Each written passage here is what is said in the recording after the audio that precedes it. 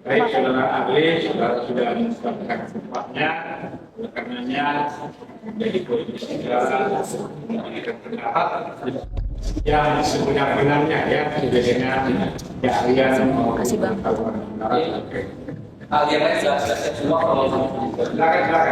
Silakan Pak. Silakan.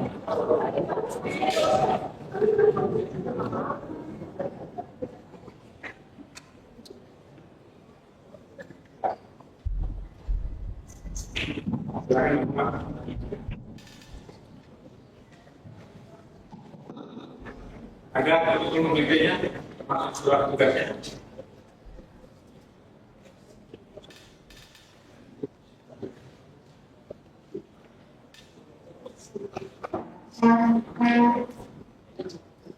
Tugas dari Universitas Muhammadiyah Jakarta ya.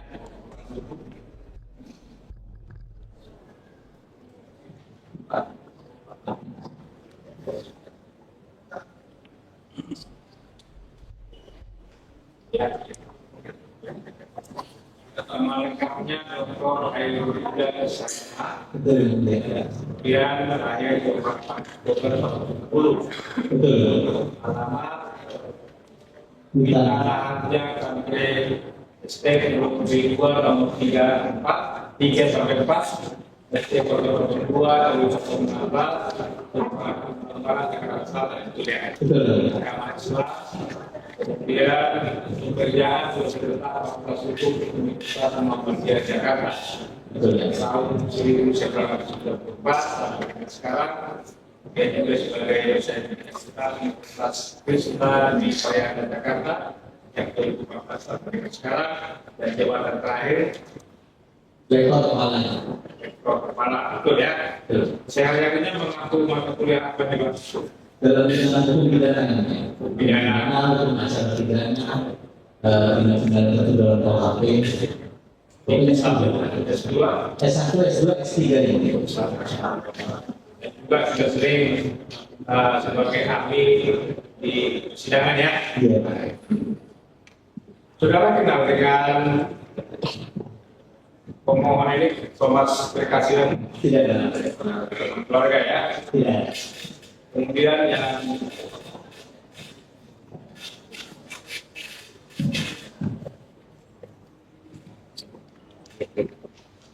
Profesor Dr. Dwi Andreasan ya, program Indonesia tahun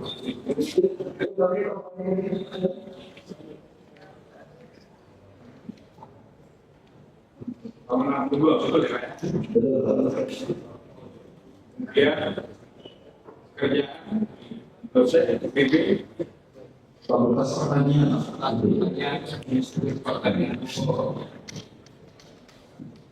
agama. dosen profesor. Berapa Recording in progress. kenal dengan Rekasi, Tidak kenal. Lembong Rekasi, Thomas Rekasi, Tidak kenal. Sehari-hari ini saudara mengacu mata kuliah apa di Indonesia? Saya ada mata kuliah politik pertanian dan beberapa mata kuliah lain. Makanya ini masalah pertanian ya, betul ya. Agama tadi Islam Kristen Protestan. Kristen Protestan. Baik. Oke, sebelum memberikan keterangan disumpah dulu atau diambil dulu janjinya untuk agamanya ya. Bersedia? Bersedia. Baik, yang beragama Islam dulu. Dalam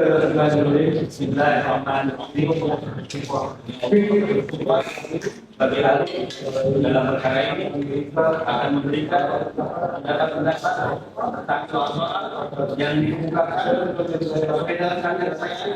dari pembukaan saya dengan sebaik-baiknya.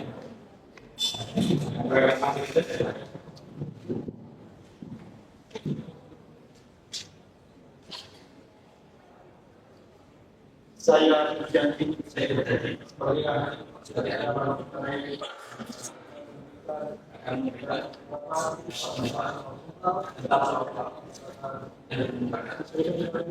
sesuai dengan Baik ya, jadi saya ulangi kembali, saudara tidak mengucapkan sumpah atau janjinya, oleh karenanya menjadi kewajiban saudara untuk memberikan pendapat yang sebenar-benarnya sesuai dengan keahlian maupun ilmu pengetahuan dari saudara sendiri ya. Kami tanyakan kepada penasihat hukum, mekanismenya bagaimana nih, mau mendengar bersama-sama atau sendiri-sendiri?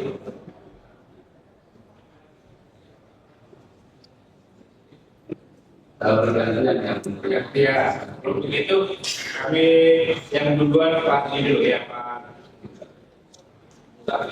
Pak Mujahir dulu ya. Ini Pak Mujahir saja. Mungkin Pak saya dengan hal ini Pak bisa.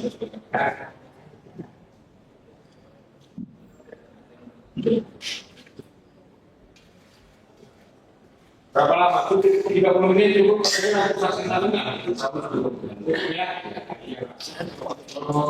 Orang apa namanya? Ketika menyampaikan visi-visi itu cuma 3 menit, tapi bisa diterangkan dengan 3-5 tahun ke depan. Kan itu ini ada aplikasinya juga. Ada ya. Silakan saya ini ahli dihadirkan untuk menjelaskan bagaimana perbedaan penerapan pasal 2 dan pasal 3 Undang-Undang Tindak Pidana Korupsi setelah adanya putusan Mahkamah Konstitusi Republik Indonesia nomor 25 tahun 2016. Yang kedua, kan, pada pokoknya ahli juga akan menjelaskan bagaimana penilaian terhadap tindakan penyelenggara negara setelah diterbitkannya surat edaran Mahkamah Agung nomor 4 2016 sebagai suatu tindak lanjut dari instruksi Presiden pada bulan Juli 2016 terhadap para penegak hukum termasuk kejaksaan berkaitan dengan untuk tidak diterapkannya pemidanaan terhadap kebijakan-kebijakan yang diterbitkan oleh penyelenggara negara. Itu pada pokoknya. silakan dari ahli. Kami mulai dengan pertanyaan. Mohon kepada ahli untuk dijelaskan perbedaan yang sangat mendasar, sangat fundamental di dalam penerapan pasal 2 dan pasal 3. Karena sebelum putusan Mahkamah Konstitusi nomor 25 tahun 2016, penyelenggara negara cukup dengan adanya perbuatan melawan hukum yang saat itu juga dikenal adanya perbuatan melawan hukum formil dan material, artinya tidak perlu dilakukan pembuktian, cukup dengan keyakinan hakim atau adanya sesuatu yang mencederai keadilan masyarakat, maka seseorang dapat dijatuhkan pidana.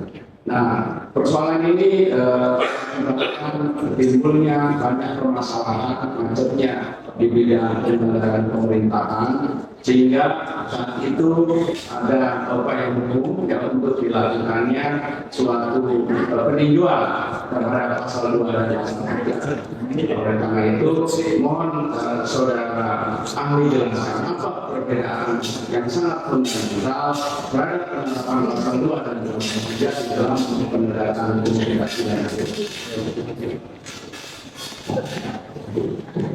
Baik, ahli menjelaskan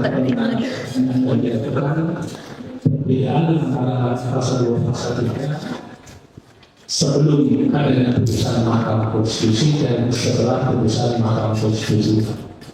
Kami sampaikan bahwa rumusan delik dalam pasal 2 dan pasal 3 sebelum putusan Mahkamah Konstitusi itu disebutkan bahwa rumusan delik dengan menggunakan kata dapat sebelum frase kalau non investigasi pembuktiannya biasanya akan muncul namanya pembuktian kerugian keuangan negara. Itu dalam bahasa hukumnya salah.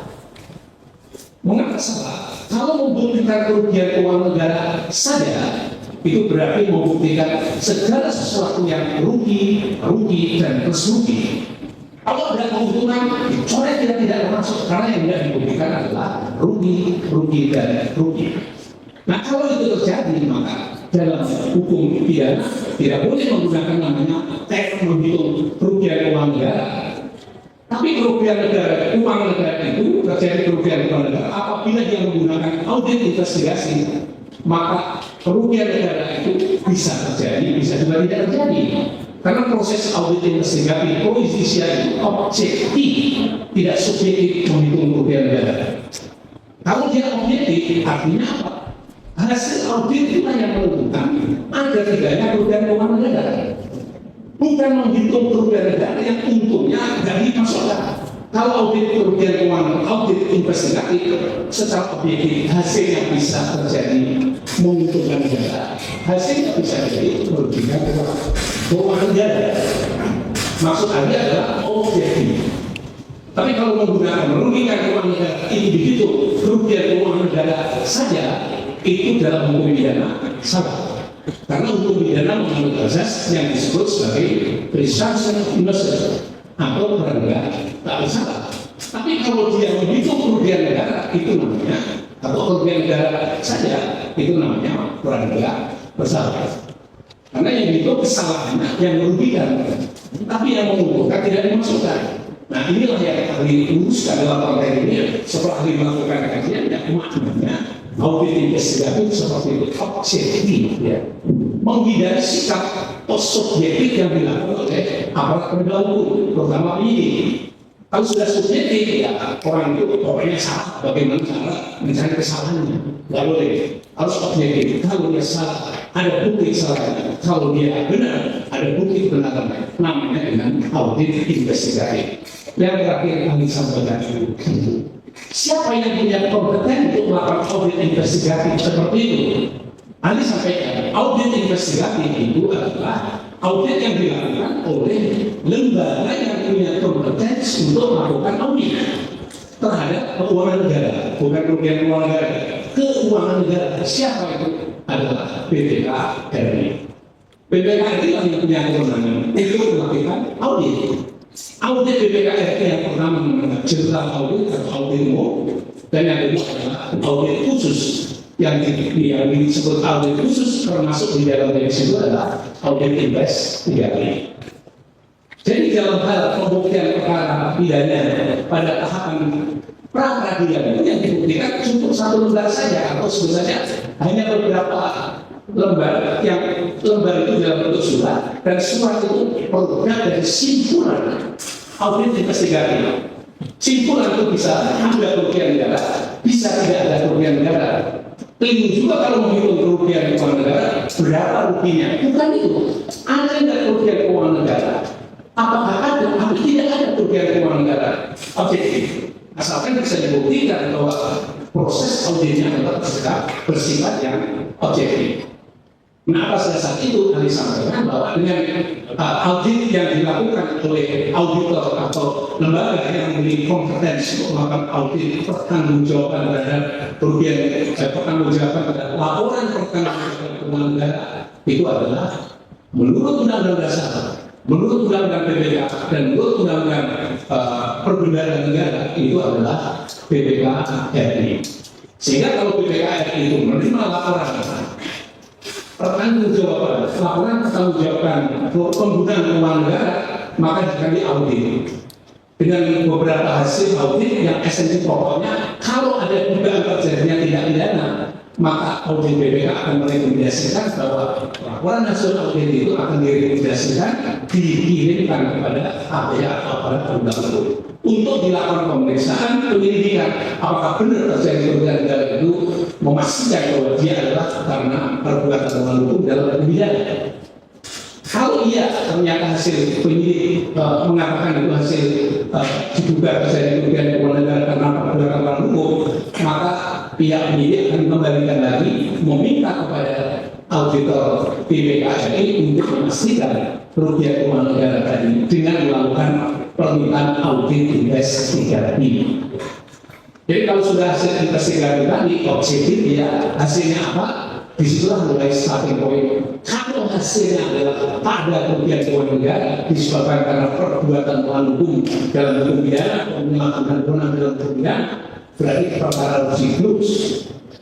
Tapi kalau hasil auditnya menyatakan bahwa setelah melakukan audit investigasi hasilnya adalah terjadi kerugian negara disebabkan karena perbuatan melawan hukum dalam hukum pidana dan atau penyalahgunaan wewenang dalam hukum pidana, maka perkara lanjut untuk dilakukan penyelidikan atau penuntutan.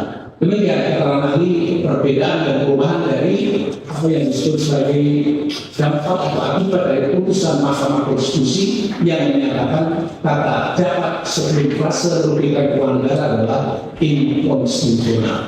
Demikian.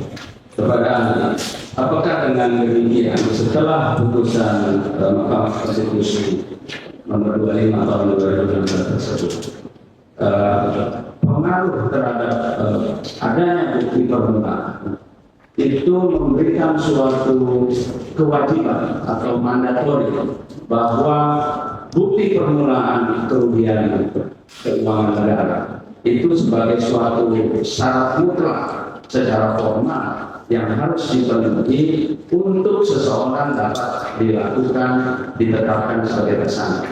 Mohon penjelasan. Banyak kali dijelaskan, ahli tadi sudah mencontohkan juga dalam perkara ini materi yang lain ya, pembunuhan. Jadi pembunuhan syarat mutlak harus ada orang mati dan orang mati itu telah dilakukan namanya dilakukan otopsi oleh dokter kehakiman yang hasilnya adalah orang itu mati disebabkan karena perbuatan pidana atau perbuatan moral. Jadi kalau tidak ada orang mati, berarti tidak mungkin itu adalah ada pembunuhan.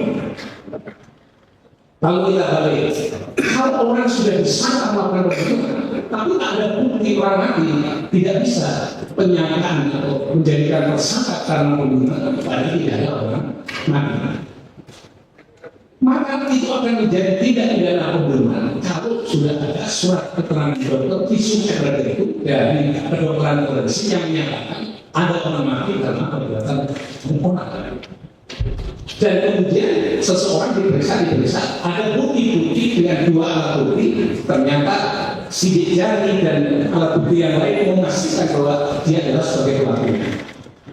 Nah, itu adalah sama dengan kasus dalam perubahan rumusan ini dalam pasal 2 ayat 1 dan pasal 3. Apakah ada terjadi kerugian keuangan negara atau tidak? Kalau tidak terjadi, kalau itu hasil audit, laporan audit investigasi menyebutkan tak ada kerugian keuangan negara, dapat dipastikan tak ada tindak pidana. Pasal 2 dan pasal 3. Kalau terjadi kerugian keuangan negara, apakah itu mesti tidak pidana? Belum tentu juga. Kalau tidak bisa dibuktikan bahwa kerugian negara terjadi mungkin karena maladministrasi atau alasan yang lain yang membuat dia adalah negara yang dirugikan atau terjadi kerugian keuangan negara. Oleh sebab itu tadi ahli sebutkan mesti harus ada kerugian negara, tapi bukan hanya kerugian negara saja, harus juga ada memastikan bahwa kerugian negara disebabkan karena perbuatan melawan hukum pada satu sisi atau perbuatan penyalahgunaan pada sisi yang lain. Nah, oleh mahkamah yang terkait dengan masalah ini, bagaimana cara membuktikan pada tahapan pra-peradilan?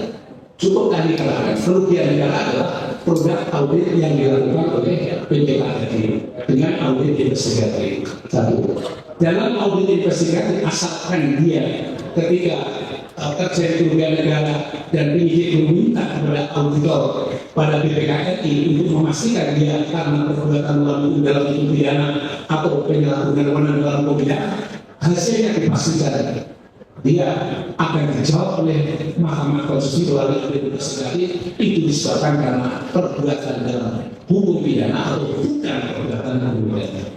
Jadi kesimpulannya kalau begitu cukup dengan audit investigasi yang dilakukan oleh BPKRI akan menjawab itu kerugiannya karena apa akan terjawab asalkan penyidik cerdas di dalam meminta kepada BPKRI disebutkan di situ. Kalau terjadi kerugian keuangan negara itu disebabkan karena apa? Apakah karena perbuatan orang itu dalam pidana atau tidak?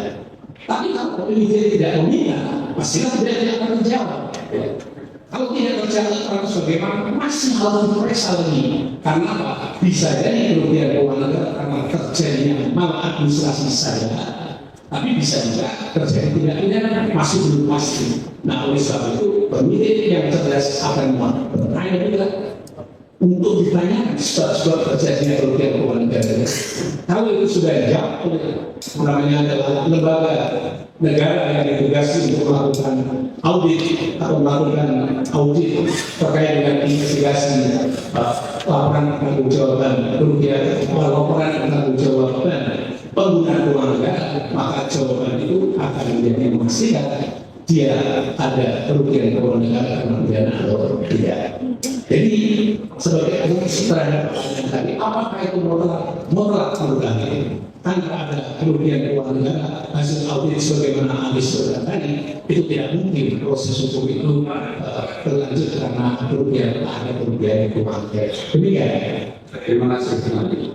Dan hubungannya dengan prinsip negatif refleks di mana penyidik yang mempunyai beban pembuktian dalam hal ini, apakah seseorang yang diajukan atau diperiksa untuk kemudian bisa ditetapkan sebagai tersangka itu kemudian mengajukan suatu alat bukti yang membuktikan, contoh di dalam konteks tindak pidana korupsi, terperiksa membawa alat bukti berupa audit BPK, audit badan yang memberikan suatu hasil audit terhadap tindakan yang sedang diperiksa oleh penyidik, apakah alat bukti tersebut wajib atau apakah penyidik dalam hal ini wajib menggunakan alat bukti yang disampaikan oleh terperiksa sebagai pertimbangan di dalam menetapkan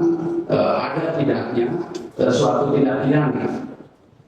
Baik, tadi dijelaskan dalam setiap tahun ya, biasanya akhir tahun anggaran itu seorang pejabat itu wajib untuk memberi laporan pertanggungjawaban terhadap penggunaan uang negara, dan laporan pertanggungjawaban akhir itu akan diserahkan kepada BPKRI sebagai auditor kami atau auditor keuangan negara. Nah, kalau pihak auditor keuangan negara dalam BPKRI sudah menerima laporan hasil pertanggungjawaban atau laporan hasil pertanggungjawaban penggunaan negara itu dan dia sudah selesai dan hasilnya clear and clear, itu berarti auditor BPKRI telah melakukan audit yang hasil auditnya adalah clear and clear. Kalau hal terjadi seperti itu, berarti menunjukkan bahwa menurut BPKRI bahwa itu tidak ada perbuatan melawan hukum, tidak ada kerugian negara, dan tidak ada yang lain-lain. Apakah ini penyidik wajib menggunakan itu? Ya, karena yang bertanggung jawab dalam memeriksa laporan pertanggungjawaban itu adalah BPKRI. Kalau ada BPKP dan juga ada ERAS, itu namanya audit internal. Tujuan audit internal adalah dalam rangka untuk memperbaiki kinerja. Kalau sudah diperiksa oleh audit internal dan kemudian sudah selesai semuanya, maka dilaporkan kepada BPKRI. Nah, audit BPKRI yang menyimpulkan dari jika itu benar, kalau itu ternyata tidak ada perbuatan melawan hukum dan tidak ada kerugian keuangan negara, berarti auditnya sudah benar. Harus dia benar karena dia yang punya kompeten untuk melakukan audit berdasarkan Undang-Undang Dasar 45, Undang-Undang BPK, merupakan Undang-Undang Organik dan Undang-Undang Dasar 45 dan Undang-Undang Perbendaharaan Negara yang itu menjadi bagian ruang kompetensi daripada BPKRI. Nah, atas dasar itu berarti disimpulkan ada kerugian negara. Kalau ada kerugian negara berarti ada ya tidak ada di dalamnya. Kalau ada kerugian negara pasti BPKRI akan menyimpulkan lagi di sini apakah karena maladministrasi atau karena dugaan tidak pidana. Karena ini semuanya tidak ada, berarti harus dinyatakan itu tidak ada. Pertanyaannya adalah kalau itu benar, dia hasilnya memang tidak ada, boleh nggak itu penyidik itu meminta auditor yang tadi untuk melakukan audit terkait dengan laporan tanggung jawab itu. Lalu sampaikan, yang kalau laporan sudah berakhir, yang bertanggung jawab itu adalah BPKP. BPKP tidak punya kewenangan untuk melakukan audit. Istilah bahasa ini dosa konstitusional apabila BPKP berani melakukan audit hasil audit yang dilakukan oleh BPKP. Karena yang tidak punya kewenangan lagi, apalagi dasar hukum membutuhkannya hanya Kepres yang diganti dengan Kepres. Tahu masuk dalam hukum pidana, saya ulang lagi, masuk dalam hukum pidana dan itu dipakai alat bukti perkara pidana. Semua kewenangan itu harus lahir, semua kewenangan itu harus diperoleh dari namanya adalah undang-undang. Selain Kepres itu tidak punya kewenangan untuk itu lagi, karena sifatnya adalah audit internal. Dasarnya harus kewenangan lahir dari undang-undang. Kalau kita baca di Undang-Undang Dasar 45, itu adalah BPKP yang punya kompetensi. Jadi kalau Undang-Undang Dasar sudah menuju BPKP yang kompetensi saat menetapkan ada tidaknya kerugian keuangan negara berdasarkan audit investigatif, ya itu artinya apa? Tertinggi kewenangan melakukan audit hanya pada BPKP. Demikian keterangan Saudara ahli, ini dalam hal dengan bukti permulaan. Apakah terperiksa dalam hal ini juga mempunyai hak untuk mengajukan suatu bukti ya di dalam membuktikan tindakan-tindakan yang bersangkutan dalam konteks penilaian ada atau tidaknya suatu pelanggaran. Sebagaimana kita ketahui bahwa tindakan-tindakan yang dievaluasi dan yang diperiksa oleh pihak penyidik dapat mencakup suatu tindakan yang sudah bertahun-tahun, yang sudah bergerak sekian tahun, bahkan ada yang lebih sampai 10 tahun. Lalu, bagaimana hak hukum daripada terperiksa dilindungi? Manakala yang bersangkutan dapat mengajukan suatu alat bukti otentik, seperti tadi contoh berkaitan dengan adanya ada atau tidaknya suatu perbuatan bank hukum dan ada tidaknya suatu kerugian negara. Bagaimana hak hukum yang memberikan perlindungan kepada terperiksa yang mengajukan suatu laporan audit Badan Pemeriksa Keuangan untuk dapat dipertimbangkan oleh penyidik? Apakah merupakan suatu bentuk kesewenang-wenangan atau adanya kewajiban dari penyidik untuk menggunakan laporan audit BPK tersebut? Apabila ini tidak digunakan, apakah ini menjadi suatu pelanggaran formal di dalam penetapan seseorang sebagai tersangka? Baik, dijelaskan jika benar bahwa ini terjadi sudah puluhan tahun yang lalu. Ya. Sebut saja kurang lebih 10 tahun yang lalu. Baru diperiksa ini, padahal pada saat itu sudah ada hasil pemeriksaan oleh BPKP yang esensi pokoknya tadi yang sudah sampaikan, tak ada penyalahgunaan, tak ada lawan hukum dan ada kemudian kewenangan. Artinya berdasarkan produk yang kompetensi wewenang dasarnya konstitusional itu clear and clear. 10 tahun yang lalu sudah clear and clear. Tiba-tiba dicari kesalahannya setelah 10 tahun yang lalu. Dilakukan audit lagi dan sebagainya, tapi pengauditnya bukan BPKP lagi, tapi oleh lembaga yang lain yang bukan tidak memiliki wewenang untuk melakukan audit kembali itu. Saya kira kalau itu benar terjadi seperti itu, Anda sampaikan bahwa tindakan penyidik itu sama dengan pengingkaran atau penghinaan terhadap produk BPKP. Pengingkaran dalam arti pembangkangan terhadap produk dari BPKP. Seharusnya penyidik menghargai, penyidik berdasarkan undang-undang. Kemudian BPKP mempunyai dasar undang-undang plus konstitusi. Jadi kalau konstitusi sudah menyatakan, yang punya kewenangan konstitusional sudah menyatakan bahwa dia tidak ada, maka mestinya kalau mau ada, tanya kepada BPK yang bersangkutan.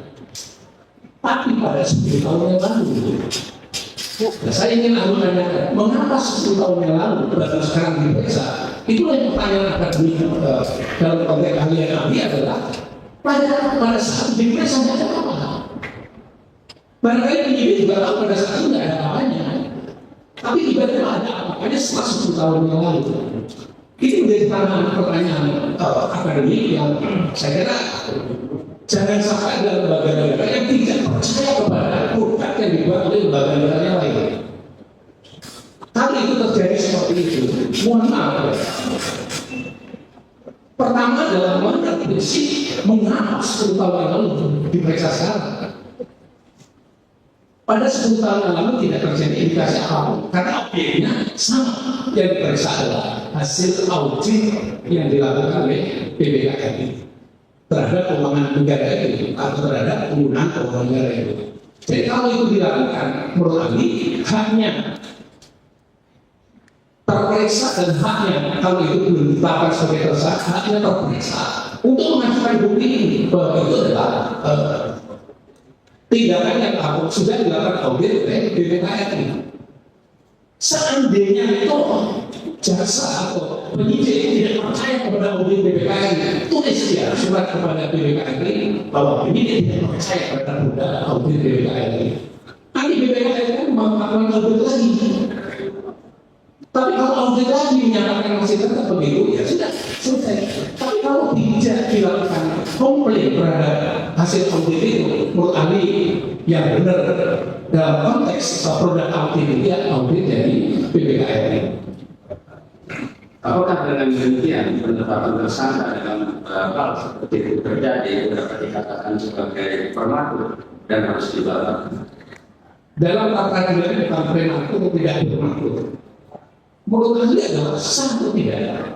Jadi menurut ahli kalau itu tidak menggunakan sudah dilakukan audit oleh BPKRI, diaudit kembali oleh lembaga yang kewenangannya bersumber dari peraturan pemerintah.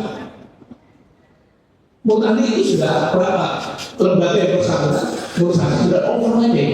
Kalau bahasa ahli saya disebut itu melakukan perbuatan yang lalu menyalahgunakan wewenang karena dia melakukan audit yang sudah dilakukan audit oleh lembaga yang berwenang dan dia tidak punya wewenang untuk melakukan audit itu.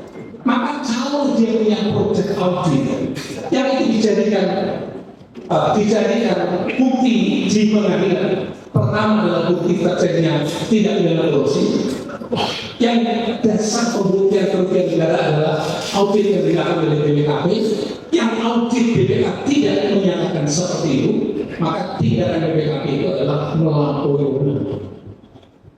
Karena dia tidak mempunyai wewenang dan oleh karenanya kalau itu dijadikan alat bukti, namanya alat bukti yang tidak sah. Karena dia menggunakan alat bukti yang tidak sah, penetapan perbuatan pidananya, maka penetapan perbuatan pidana juga harus dinyatakan tidak sah. Bukan prematur. Karena kalau sudah lembaga peradilan diajukan dalam sidang ini harus dinyatakan sah atau tidak sah.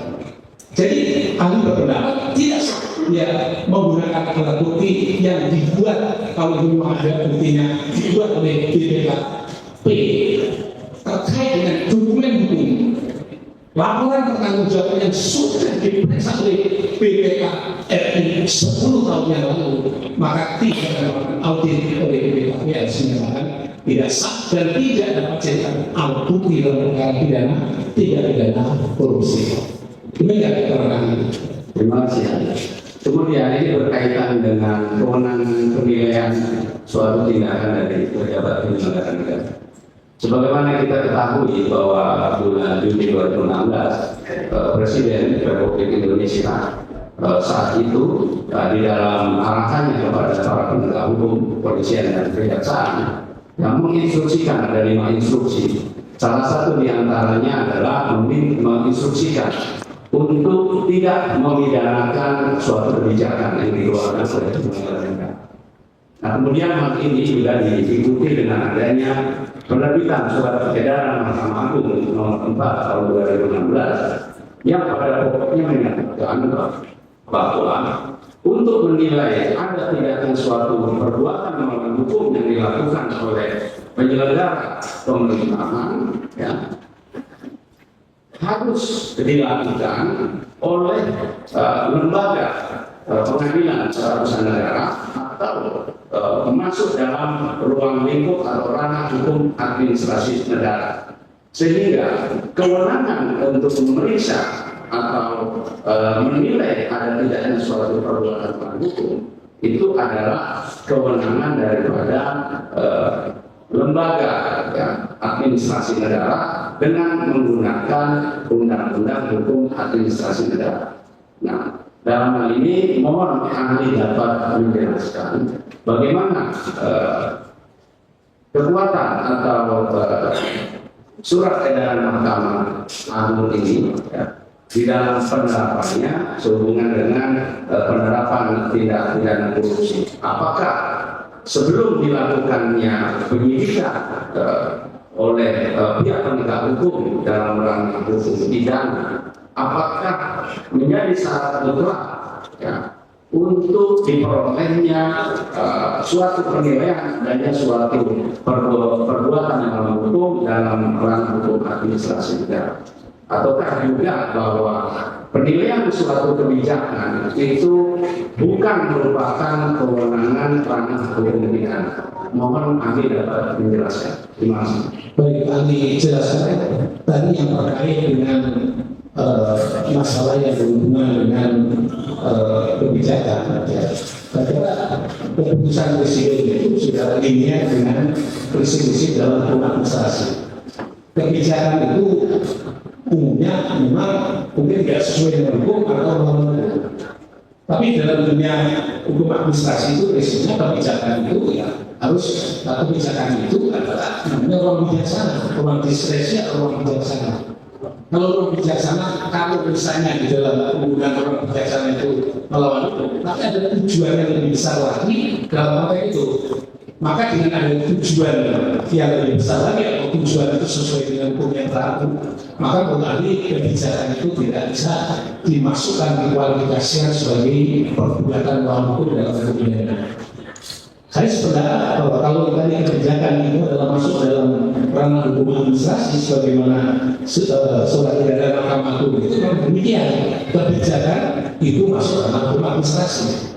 Maka kebijakan hukum itu harus bijaksana. Ya, kalau bijaksana berarti pasti di dalamnya ada unsur-unsur secara tekstual melanggar hukum, tapi secara substansial tidak melanggar hukum. Ini ada pernah mencontohkan. Mungkin kalau terlibat nanti akan berbicara seperti itu. Yang intinya bahwa kebijakan itu bukan ranah hukum pidana dan tidak bisa dipidanakan karena kebijakan itu adalah dibenarkan dalam ranah hukum administrasi dan setiap pejabat punya kewenangan dalam mengambil kebijakan atau memutuskan secara bijaksana atau memberi kebijakan dalam konteks itu adalah ranah hukum administrasi. Jadi kalau tadi kebijakan itu masuk ranah hukum administrasi atau pidana kemudian diuji di pengadilan tata usaha negara, itu salah satu bentuk pengujian. Memang dulu seperti itu ya. Jadi kalau juga terjadi penyalahgunaan atau bentuk yang lain yang terkait dengan kebijakan dan sebagainya, sebenarnya keberadaannya bisa dilakukan kepada pengadilan tata usaha negara. Pengadilan tata usaha negara akan memutuskan itu merupakan kebijakan atau merupakan penyalahgunaan dalam konteks hukum administrasi. Ini tidak ada terang. Apakah dengan demikian dalam hal ini kejaksaan tidak memiliki kewenangan dalam menilai suatu kebijakan yang diterbitkan oleh penyelenggara negara termasuk menteri dalam negeri? Jadi saya ingin Anda sampaikan prinsipnya kalau menteri misalnya juga yang menggunakan wewenangnya itu menggunakan wewenangnya melahirkan namanya kebijakan menteri, kan ini bisa dinilai dari prinsip ujian melalui produk hukum administrasi atau pengadilan administrasi. Saya kira ini bisa menjawab. Kalau pertanyaannya apakah jaksa bisa menilai? Jaksa itu sesungguhnya kalau masuk dalam materi pidana, otak dan pikirannya konsentrasi pada pidana, semuanya dipidanakan. Maka mestinya jaksa sebelum masuk ke situ diuji dulu di pengadilan tata usaha negara, apakah menteri ini ambil kebijakan atau penyalahgunaan wewenang atau yang lainnya. Jadi kalau itu dinilai oleh jaksa sendiri, jaksa kan dalam sisi ilmunya kan dia adalah dalam konteks penyidikan, dan ilmu penyidikan itu tidak masuk dalam ranah hukum administrasi, lebih pada hukum pidana. Kalau penyidik yang bijaksana, jaksa penyidik yang bijaksana, mestinya konsultasi dulu atau minta advis dulu atau diujikan di pengadilan. tata usaha negara, ini ranah kebijakan dalam hukum administrasi, atau ini ranah perbuatan melawan hukum dalam hukum administrasi. Hukumnya. Kalau Andi jelaskan makna ini kaitan dengan seandainya dia tidak memilih sendiri, tapi dia dipilihkan, ditunjuk penasihat hukum. Bagaimana menurut Bapak Ahli? Baik, ahli secara prinsip azasnya bahwa seseorang yang diancam dengan satu pidana minimal 5 tahun, apalagi ini adalah kasus sekarang ini adalah ancamannya seumur hidup, maka dia punya hak untuk didampingi penasihat hukum dalam setiap tahapan proses pemeriksaan yang bersangkutan. Yang kedua, bagaimana memberikan hak memberikan hak dia didampingi penasihat hukum hanya pada yang bersangkutan. Namun itu istilahnya hak informasi. Seorang tersangka punya hak informasi. Penyidik ketika memeriksa diberitahu Anda disangkakan pasal 2, pasal 3 ancamannya seumur hidup.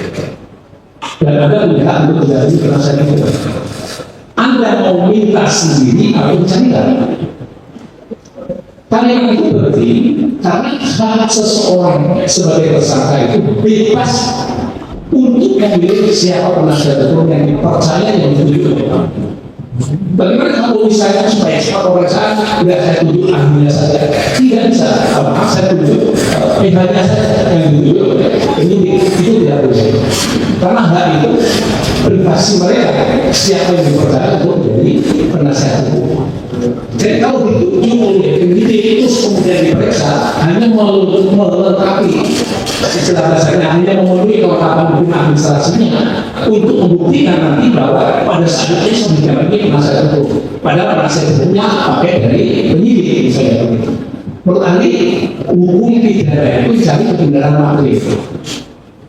Dan yang harus diperhatikan substansi pokok adanya penasihat hukum itu apa? Bukan untuk menjustifikasi apa yang dilakukan oleh penyidik, tapi untuk mengawasi apakah tindakan penyidik itu benar atau tidak benar dalam proses pemeriksaan terhadap seorang tersangka atau saksi atau yang lainnya atau calon tersangka. Jadi kalau itu tiba-tiba pada saat diperiksa ada penasihat hukum yang sebagai yang kemudian mendampinginya, menurut ahli secara substantif, keadilan substantif dan keadilan prosedural itu bertentangan dengan hak seorang tersangka yang sudah diatur dalam hukum, bahwa dia harus dianggap tidak didampingi oleh penasihat hukum karena penasihat hukum yang itu bukan hasil tunjukan yang atau pilihan dari tersangka, sehingga dibandingkan produk pemeriksaan terhadap seseorang yang tidak didampingi penasihat hukum yang diancam dengan pidana seumur hidup itu harus menyatakan dia tidak sah dan dapat dihukum. Sedangkan kalau sudah didampingi penasihat hukum yang pilihannya dia produk hasilnya itu harus dinyatakan sah karena sudah ada penasihat hukum yang dipilih dari suatu kuasa oleh terperiksa tadi. Ini yang kita terima kasih. Satu lagi dari saya terakhir ini kaitan ketika kita mendapatkan proses penyidikan dalam disitu tertulis surat perintah penyidikan dan surat-surat yang lainnya adalah kaitan dengan tempusnya, yaitu pada tahun tertentu, katakanlah 2015 sampai 2023. Tetapi dalam pelaksanaannya hanya melakukan di 2015 sampai 2016. Bagaimana pendapat Anda tentang tempus itu? Baik, ini sampaikan begini. Ini doktrin dasar hukum pidana. Prinsip doktrin dasar hukum pidana itu dalam hukum pidana adalah pertanggungjawaban pidana.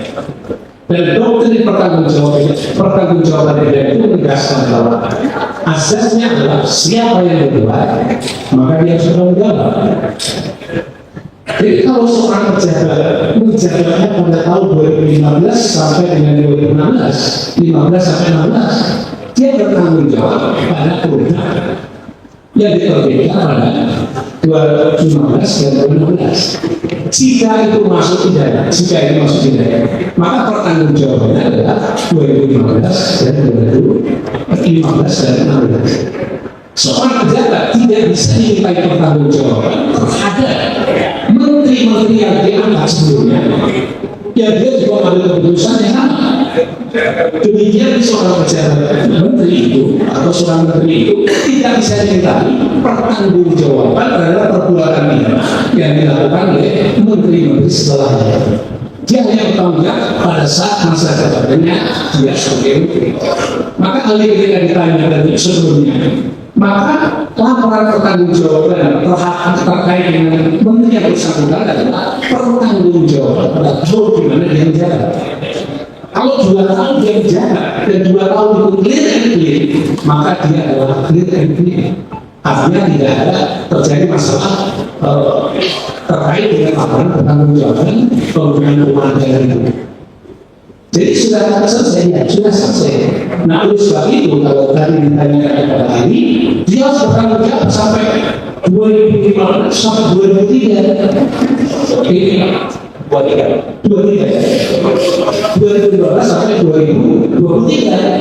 Selagi dia tidak punya kompetensi untuk mempertanggungjawabkan perbuatan yang dilakukan oleh pejabat atau menteri yang lain sebelumnya setelahnya, maka kalau itu dijadikan dasar untuk menetapkan seseorang bertanggung jawab dan ditetapkan sebagai tersangka, maka menurut kami dasar penetapan tersangka atau tidak pidana yang harus bertanggung jawab antara 2015 sampai 2023 adalah tidak sah. Baik ahli hukum karena dia seseorang tidak dapat dimintai pertanggungjawaban terhadap tindak pidana yang dilakukan oleh orang lain, karena dia tidak dapat melakukan pemeriksaan itu. Terima kasih. Tidak lewat nilai 15. Nanti saya akan perlu waktu lebih. Dua pertanyaan. Izin saudara ahli tadi menjelaskan mengenai pentingnya audit BPK dalam membuktikan pasal 2 dan pasal 3 Undang-Undang Tindak Pidana. Yang ingin saya tanya, dalam konteks pasal 184 KUHP, apa yang dimaksud dengan bukti koordinat? Apakah dalam membuktikan pasal 2 dan pasal 3 tanpa adanya suatu audit, hanya sebuah risalah rapat dan suatu proses gelar perkara bisa dijadikan bukti telah terjadinya suatu tindak pidana? Sekali lagi, apakah bisa suatu risalah rapat gelar perkara menjadi bukti suatu tindak pidana sebagaimana dimaksud pasal 2 dan pasal 3 dan itu digunakan dalam KUHP pasal 184? Mohon ahli menjelaskan. Ahli jelaskan. Ya, mungkin istilah yang dipakai dari hari ini namanya gelar perkara. Gelar perkara itu adalah uji software secara internal. Jadi uji software secara internal yang biasanya juga melibatkan eksternal, karena ahli sering terlibat dan melibatkan dalam proses gelar perkara itu. Ya, gelar perkara itu sebenarnya bukan lembaga yang menentukan dia tersangka atau bukan tersangka. Jadi gelar perkara itu uji software secara internal dan eksternal. Uji software itu artinya ya apa yang sudah diproses itu disampaikan kepada pengujinya atau orang-orang yang hadir, biasanya sebagai yang punya kompetensi itu untuk menilai apakah proses itu sudah tepat atau tidak tepat. Jadi dia tidak memberikan istilahnya kepada yang lainnya, katakan itu menjadi masukan buat penyidik. Yang bertanggung jawab menetapkan tersangka itu adalah penyidik. Ini harus dibedakan. Jadi kalau karena lembaga itu tidak dikenal di dalam rumah juga tidak ada, tapi itu hari penyidik menyampaikan pendapat itu adalah positif dalam rangka untuk kontrol terhadap ahli. Cuma sayangnya itu tidak banyak melibatkan orang-orang luar, lebih banyak orang dalam. Itu kelemahannya dari situ. Kalau orang-orang dalam biasanya saling menghargai, ketua sindrom dan sebagainya, yang membuat mereka menjadi tidak objektif. Kalau dengan orang luar biasanya objektif, perdebatannya adalah objektif. Atas dasar itu ahli menyampaikan pendapat bahwa bagaimana membuktikan kalau misalnya seseorang itu sebagai pelaku tindak pidana yang oleh Mahkamah Konstitusi disebutkan misalnya harus mengajukan minimum 2 alat bukti. Nah, alat bukti apakah kemudian gelar perkara alat bukti? Tidak, gelar perkara adalah alat bukti. Jadi itu lebih pada pengujian tadi, apa sudah diuji, tapi nggak ada syaratnya di situ. Itu bukan alat bukti. Yang alat bukti yang dimaksudkan adalah alat bukti seperti yang dimaksud pasal 8184 Nah yang jadi pertanyaan, apakah semua yang penting yang dimaksud di dalam pasal 184 itu semua sebagai alat bukti dalam rangka untuk mengumpulkan minimal dua alat bukti? Ali pernah menyampaikan dalam laporan kajian pasal 184 itu adalah memang itu alat bukti dalam perkara pidana. Maka yang dikatakan dalam pembuktian perkara pidana jenis alat buktinya harus mengacu pada pasal 184 jenisnya. Yang bisa menjadi alat bukti hanya adalah pasal 184. Mungkin kalau ditambah bukti elektronik itu berdasarkan undang-undang elektronik berarti menjadi 6. Yang kedua, itu bukti-bukti jenisnya seperti dimuat di dalam pasal 184 itu belum sah apabila dia diperoleh dengan cara yang tidak sah. Jadi syarat kedua, alat bukti 184 itu harus diperoleh dengan cara yang sah, bukan hasil perbuatan dalam hukum dan sebagainya melalui standar prosedur yang sah. Jadi kalau tidak sah dalam perolehan alat bukti 184 itu, maka produk alat buktinya tidak bisa dijadikan alat bukti dalam perkara pidana karena diperoleh secara tidak sah. Itu juga harus dinyatakan juga alat buktinya adalah tidak sah. Yang ketiga, itu harus dilakukan oleh penyidik yang sah, yakni penyidik yang diberi kewenangan untuk melakukan penyidikan dalam perkara yang dari buktikan itu. Jadi kalau penyidiknya itu bukan yang bersangkutan yang ditunjuk diangkat untuk pembuktian pemeriksaan perkara pidana yang sedang diangkatnya itu, maka kalau tidak diangkat itu berarti penyidik itu adalah tidak sah disebabkan karena walaupun statusnya penyidik tapi dia tidak punya kewenangan untuk melakukan apa yang disebut sebagai adalah pengumpulan bukti sebagaimana dimaksud pasal 184. Jadi harus keabsahan tadi 1, 2, 3. Keabsahan yang keempat adalah yang diambil alat bukti dalam pasal 184 itu adalah alat bukti yang memiliki kekuatan pembuktian utama atau primer. Tetapi pembuktiannya relevan dalam hubungannya dengan objek yang dibuktikan atau unsur yang dibuktikan. Kata relevan itu sekali garis bawahi lagi, karena banyak dalam sidang pra-peradilan dan pidana yang ahli bukti, kalau buktinya yang penting surat apapun dia masukkan di situ. Nah surat itu misalnya dari ahli torokan kerugian keuangan negara. Alat buktinya surat itu apa? Surat adalah hasil audit investigasi terkait dengan kerugian keuangan negara. Tapi ternyata surat yang dimaksud adalah berita acara penyerahan dokumen. Itu tidak masuk di dalamnya. Karena dalam memiliki kepala hukum apapun. Jadi harus di dalamnya itu adalah kalau itu kerugian negara adalah hasil audit investigatif yang dilakukan oleh BPKI yang menyatakan dia adalah terjadi kerugian negara disebabkan karena perbuatan lalu dalam hukum pidana atau penyalahgunaan, barulah dia sebagai alat bukti yang memiliki kekuatan pembuktian yang primer. Asalkan dia diperoleh dengan cara yang sah, terus kemudian oleh penyidik yang punya kewenangan yang sah dan seterusnya. Nah, ahli berpendapat demikian bukan karena adanya kuantitas saja minim dua alat bukti, tapi harus juga dengan kualitas alat bukti yang bersangkutan. Kata-kata yang terakhir ahli itu untuk memisahkan otak pikiran dari penegak hukum yang menggunakan pola lama. Pola lama itu apa? Pola di mana pra-peradilan tidak boleh menguji terhadap penetapan tersangka. Nah sekarang sudah oleh Mahkamah Konstitusi dinyatakan penetapan tersangka bisa diuji di lembaga pra-peradilan. Kalau itu diuji di lembaga pra-peradilan syaratnya apa? Tetap sama dua alat bukti yang menyatakan seseorang itu sebagai pelaku tindak pidana. Untuk ditetapkan tersangka oleh Mahkamah juga disyaratkan lagi. Kalau untuk dijadikan tersangka dia terbukti dua alat bukti dia adalah sebagai pelaku tindak pidana, Dan yang kedua, harus diperiksa sebagai calon tersangka, diberi kesempatan mengajukan barang bukti, diberi kesempatan mengajukan alat bukti, dan diberi kesempatan mengajukan saksi.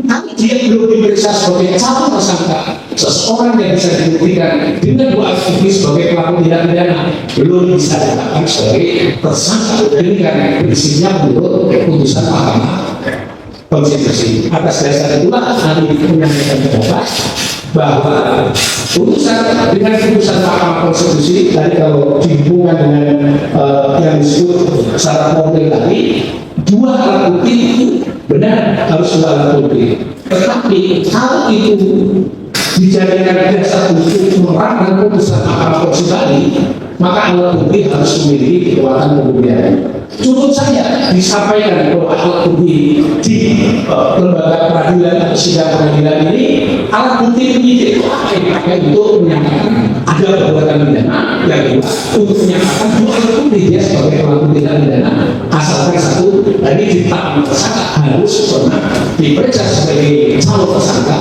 dan harus diberi kesempatan untuk mengajukan barang bukti, alat bukti, dan saksi atau ahli. Demikian teman-teman. Cukup ya, ini dari 1 jam jadinya. Pertanyaannya sedikit, jawabannya sudah panjang lebar. Baik, hak yang sama juga kami berikan kepada pemohon untuk waktu 8 menit atau sampai 45 menit. Silakan. Oke, terima kasih. Mungkin yang ya, sebelum kami memberikan pertanyaan pada melalui yang mulia, kami ingin menyampaikan sedikit keberatan yang mulia terhadap diksi atau pemilihan kalimat dari ahli yang berkali-kali mengatakan kotak dan pikiran penyidik, kotak dan pikiran aparat penegak hukum APH. Saya kira itu dalam forum peradilan atau akademik sangat tidak elok gitu yang mulia. Ya, silakan ada pertanyaan. Baik, terima kasih. Kalau memang itu elok, kami akan meminta pendapat berdasarkan kotak dan pikiran yang ahli. Itulah dengan kita. Berarti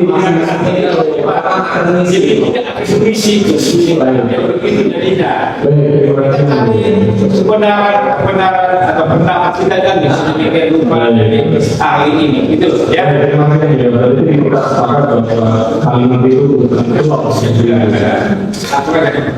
Terima kasih yang mulia. Kepada ahli yang pertama, sebagaimana kita ketahui bahwa pemeriksaan pra peradilan ini kan sifatnya kuasi perdata. Nah, bagaimana pendapat ahli? Apakah suatu permohonan pra peradilan harus ditandatangani oleh pemohon atau kuasanya atau wakilnya? Baik, silakan. Tadi jelaskan kuasa termohon atau wakilnya. Saya tidak tahu tentang wakilnya itu apa, saya tidak tahu. Kalau kuasa termohon ya untuk mewakili kepentingan termohon. Yang prinsipnya bahwa pemohon untuk mencari kesering, penasihat hukum mencari kesering karena dia menerima surat kuasa dari pemohon. Demikian juga sebaliknya, termohon juga sama, karena termohon mewakili negara, maka termohon juga harus menerima surat kuasa dari termohon. Kalau dia tidak berkuasa, berarti dia tidak bisa mewakili kepentingan termohon maupun apa akibat hukumnya jika permohonan pra peradilan tersebut tidak ditandatangani? Tadi kami jelaskan bahwa permohonan pra peradilan tidak ditandatangani itu karena biasanya yang saya ketahui adalah orang yang mengajukan permohonan itu ditahan dan begitu masuk dalam tahanan itu agak sulit. Padahal dia punya hak hukum. Kalau super data, karena orang sedang ini dia menyampaikan semua yang terkait dengan permohonannya, saya kira lebih fair. Tapi kadang-kadang ada lembaga hukum tertentu yang tidak menahan tidak boleh hadir. Sebenarnya kami ini untuk penasihat hukum ya, saya juga melihat itu di dalam saudara ya. Tapi nggak tahu nih, saya ada di dua jenis apakah ini kesalahan kami dalam mengajukan apa namanya itu yang paling terima permohonan dari karena dia ada jaraknya. sedangkan yang aslinya yang kami terima. Ada juga ini yang betul sudah kita tangani, kan gitu ya. Ya, kami mohon Baik, bisa melihat ini akan saya buat tentang itu. Mungkin langsung kita fokus kepada substansinya aja. siapa yang karena kami menerimanya yang tampaknya Saya juga nggak bisa dalam artian menyalahkan siapa ini, barangkali mungkin kesalahan kami karena ini ada jaraknya mungkin dianggap sudah selesai langsung itu aja dikirimkan, tapi setelah saya perhatikan ini surat permohonan ini ada lengkap di sini gitu loh kan, mungkin kesalahan kami dalam hal mengirimkannya atau pada saat mendownload di berbadunya. Ya mungkin konfirmasi saya ya, nah dokumen yang tadi yang sekarang ditentukan, apakah ini yang disampaikan pada saat pembukaan kemarin? Ya itu berarti berbeda ya. Nah yang kami jadikan adalah yang berdasarkan penyampaian dokumen yang sebelumnya.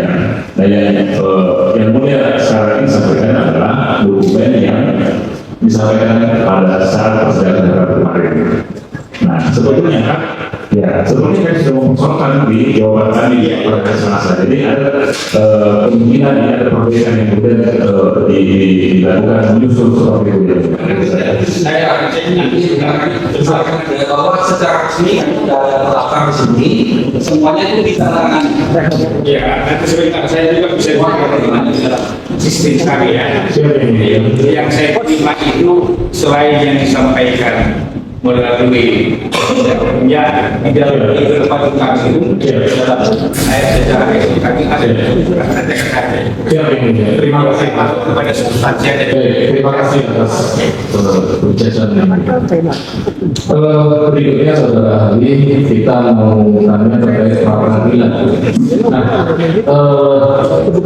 sebagaimana hukum acara dan pra peradilan dalam peraturan Mahkamah Agung nomor 4 2016 tentang larangan PK dalam putusan pra peradilan, di situ menyatakan bahwa pada pokoknya keahlian hanya pra peradilan itu bukan dari aspek formil dan tidak masuk materi pokok perkara dan pembuktian yang hanya memeriksa aspek formil. Nah, bisa sedikit pencerahan dari ahli terkait Perma 4/2016 bahwa ini pra peradilan sifatnya formil tidak masuk pokok perkara. Silakan. Ahli tadi menyampaikan sesungguhnya bahwa berdasarkan permohonan bahwa agar supaya Mahkamah Konstitusi menguji apakah lembaga peradilan itu wewenang untuk menguji penetapan tersangka atau tidak. Jawabannya oleh Mahkamah menyatakan punya kewenangan, bahkan syarat wewenang dari lembaga peradilan itu atau syarat konstitusionalitas lembaga peradilan itu apabila dia lembaga peradilan punya wewenang atau memiliki wewenang untuk menguji penetapan seseorang sebagai tersangka. Artinya saya garis bawahi pernyataan tadi bahwa syarat konstitusionalitas lembaga peradilan. Jadi kalau lembaga peradilan itu menolak menguji pra peradilan dalam penetapan tersangka, maka lembaga peradilan yang bersangkutan adalah Indonesia. Betapa pentingnya tentang kalimat yang kami sampaikan tadi bahwa penetapan tersangka sebagai objek pengujian di dalam pra peradilan karena dia merupakan syarat konstitusionalitas lembaga peradilan. Jadi esensi pokok yang paling penting dalam proses ini adalah syarat konstitusionalitas dalam kewenangan lembaga peradilan. Nah, atas dasar itu pertanyaan berikutnya adalah kalau dia harus menguji yang disebut sebagai penetapan tersangka, itu apakah masih mengikuti pola lama berpikir yang lama yakni bukti formil saja, atau harus menguji apakah alat bukti dalam penetapan tersangka itu memiliki kekuatan pembuktian sebagaimana dimaksud pasal 144 atau tidak. Kalau tidak berarti menyerahkan ke surat. Jadi pernah kali dalam pengalaman di praktek, surat yang diserahkan itu apa? Surat laporan adanya tidak pidana. Apakah bisa menjadi alat bukti? Tidak bisa. Akhirnya yang mulia pada saat itu adalah mempertimbangkan dia bukan sebagai alat bukti. Mohon maaf ini bukan bermaksud memotong, tapi mohon maaf tadi sudah dijelaskan tadi. Jadi langsung kami lanjutkan tadi ya. Kalau begitu artinya ahli tidak sependapat dengan permohonan tersebut. Maka sebenarnya kalau tadi dibiarkan dulu sekali selesai, itu sudah terjawab di situ. Maka dengan adanya perma itu, tafsir perma itu dalam konteks putusan Mahkamah Konstitusi tadi. Kalau dia masih hanya memeriksa buktinya ada surat selesai, yang mulia, mohon jangan memotong keterangan ini. Supaya ahli menjelaskan pasal itu ahli berdasarkan yang ahli. Terima kasih ya. Jadi kalau itu alat bukti surat misalnya tidak bisa surat apapun disodorkan, tidak bisa. Maka di sini dalam peradilan termohon diminta acuan dua alat bukti yang dijadikan dasar untuk menetapkan seorang menjadi tersangka. Itu usah 3, tidak usah 4, minim 2 alat bukti saja. Tapi juga harus semua di bawah, karena yang diuji hanya 2 saja. Supaya tadi harus sebutkan kualitas dan kuantitas. Kuantitasnya hanya 2 saja, kualitasnya harus memiliki kekuatan pembuktian. Kalau surat itu tidak relevan dengan pembuktiannya, jadi memang surat itu tidak memiliki kekuatan pembuktian. Jadi dalam hal menetapkan perbuatan pidana hanya 1 alat bukti, apakah tidak ada alat bukti? Dalam hal penetapan tersangka mungkin juga hanya tidak ada alat bukti, mungkin 1 alat bukti. Tidak alat bukti kalau tidak sah, 1 alat bukti tidak sah. Bagaimana cukup termohon menyerahkan kepada yang mulia, nanti pihak-pihak yang ada dalam sidang ini akan menilai itu punya kekuatan untuk tidak atau tidak, dan ahli pun bisa melihat ini pembuktiannya apa dalam satu konteks unsur tidak pidana. Sekedar memberi contoh kesimpulan saja yang disampaikan. Kalau terjadi perubahan negara, produknya harus BPKRI melalui audit investigasi. Kalau itu ternyata tidak, berarti tidak memiliki kekuatan. Begitu kira-kira. Baik, kita masuk ke putusan MK tadi yang pasal putusan MK nomor 21 tadi sudah disinggung tadi bukti permulaan minimal 2 alat bukti seperti itu. Nah, mohon pertanyaannya ahli, apakah dalam putusan MK tadi kan mengatakan minimal 2 alat bukti berdasarkan pasal 184. Pasal 184 ada 5 alat bukti. Nah, apakah ada dalam putusan MK 21 tadi menyatakan bahwa syarat untuk penetapan tersangka harus ada laporan hasil pemeriksaan BPK atau laporan hasil AI atau laporan hasil PKKN dari BPK seperti itu. Silakan. Jadi ada sampaikan 5 alat bukti plus 6 tadi dengan berbagai elektronik itu jenisnya harus itu.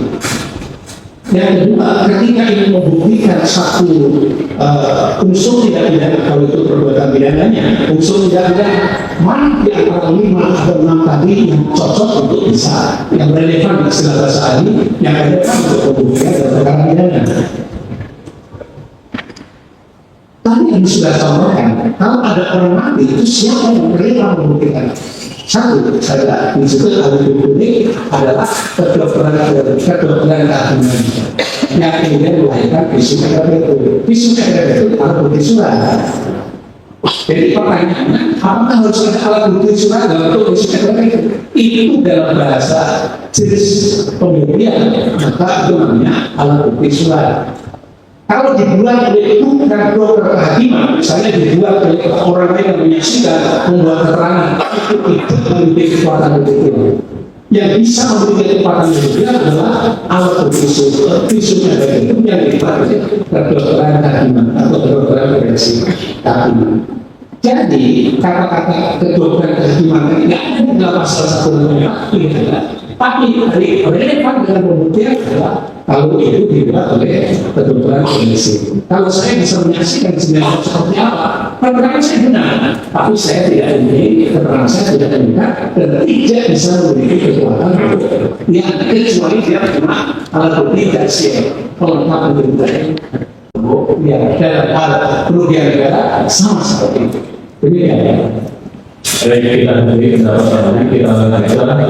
Apakah saudara ahli mengetahui tentang peraturan Presiden nomor 20 tahun 2023 tentang perubahan atas peraturan Presiden nomor 192 tahun 2014 tentang BPKP?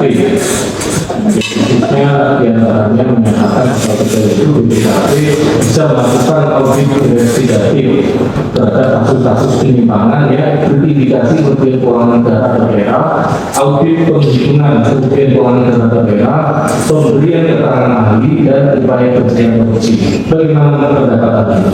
Sebagai ahli tadi sudah sampaikan, kalau keterangan atau pembuktian negara, logikanya begini: ada anggaran, sudah dianggarkan, digunakan, maka kalau sudah digunakan berakhir dengan laporan pertanggungjawaban penggunaan anggaran.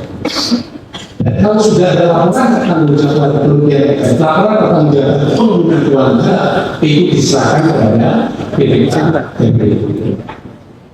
Nah, pertanyaannya adalah di mana kewenangan yang diberikan tadi? Dikatakan BPKP kewenangannya di mana? BPKP asas utamanya BPKP itu kewenangannya adalah audit internal. Audit internal adalah audit kinerja dalam rangka perbaikan kinerja. Solusinya perbaikan kinerja. Kalau jumlah laporan, solusinya perbaikan penanggung jawab. Tetapi dalam bahasa hukumnya, konstitusinya dan juga kewenangan dari BPK, kalau laporan pertanggung jawab sudah diserahkan kepada BPK sepenuhnya, fisik maupun non fisiknya, itu adalah tanggung jawab BPK dan pemerintah. Tidak bisa tiba-tiba penyidik punya BPK suruh melakukan audit terhadap laporan pertanggung jawab yang sudah diserahkan kepada BPK. Tidak bisa. Setelah di dalam proses, boleh membuatnya ke BPKP, kelas dan sebagainya, upaya untuk memperbaiki kinerjanya supaya dia bagus. Good governance dalam pengelolaan keuangan negara menurut. Tapi kalau sudah selesai proses penggunaan itu, laporan akhirnya adalah berdasarkan undang-undang dasar, itu adalah BPK. Nah, kalau sudah BPK itu sudah boleh ya itu auditor yang lain meminta kepada BPK dilakukan audit kembali. Tadi Anies sudah sampaikan, tapi istilah Anies selalu mengatakan itu dosa konstitusional. Karena itu sudah kewenangan konstitusional. Undang-undang dari undang-undang BPK dan juga undang-undang yang lain yang mengatur tentang masalah BPK.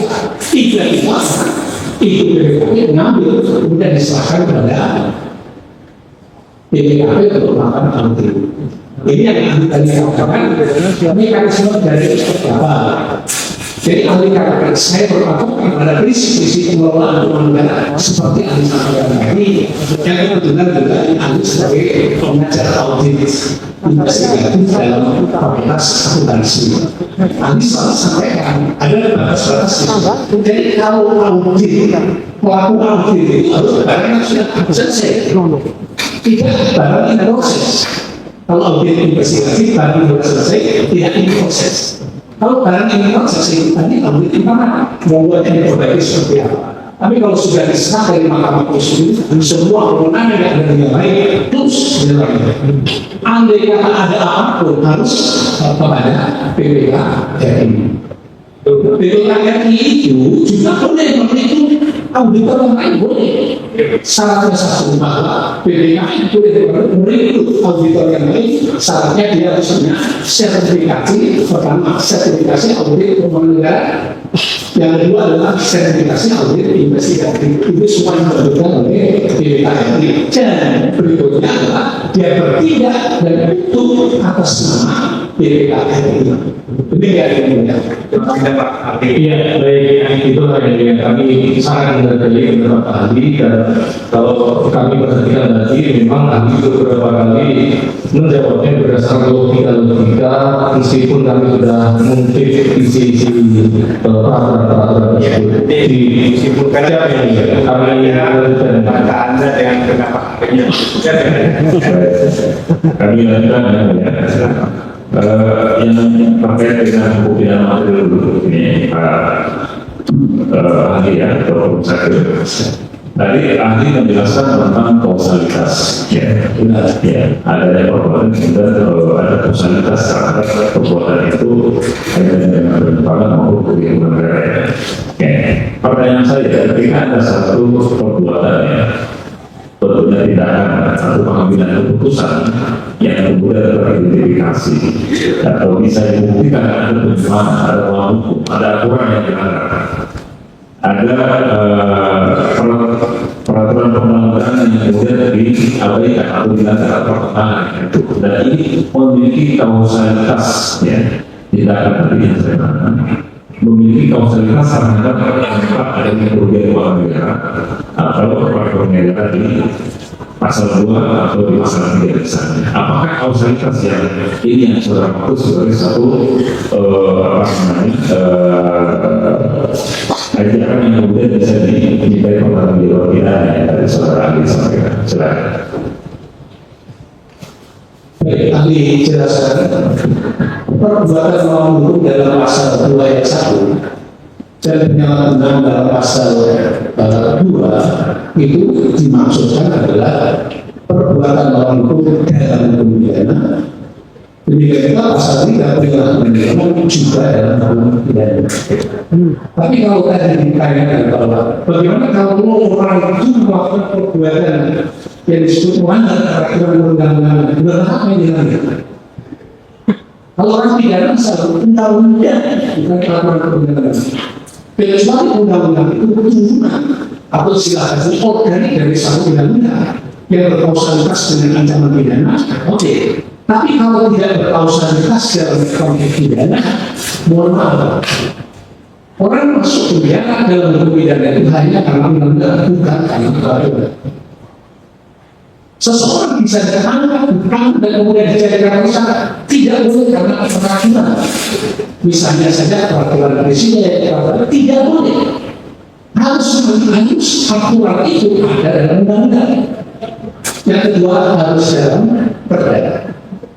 Di luar itu tidak boleh. Kalau misalnya saja melanggar dipidanakan tidak boleh.